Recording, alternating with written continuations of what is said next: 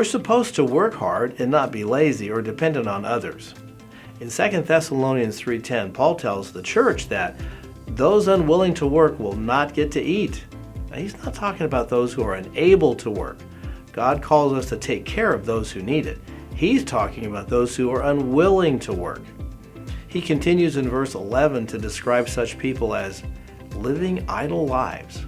The NIV says it this way: they are not busy, they are busybodies. That describes it well, don't you think?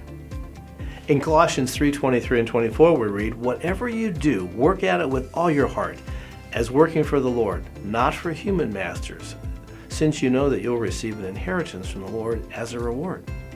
It is the Lord Christ you are serving. We're supposed to be doing what we do as if working for the Lord, for His glory, and for the benefit of others.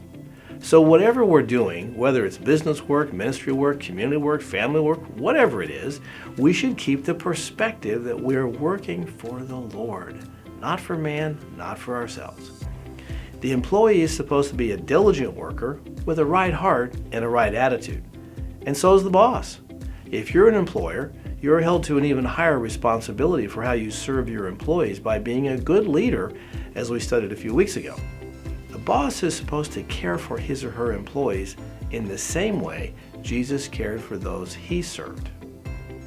So that covers the topic of working hard. But what does God say about resting?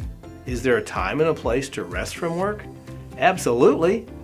The Sabbath was originally the day that God paused after creating. Genesis 2 tells us that by doing so, He blessed that day and made it holy, which means to be set apart and distinct, to be carved out from everything else that's going on. He did this to model for us what we should do in our own lives. Resting is important and helps us refocus our eyes on Him, on His plans for us, and on the steps He has for us to take next. Rest also rejuvenates us and gives us energy. And just like work is a gift, rest is a gift too. So don't skip it.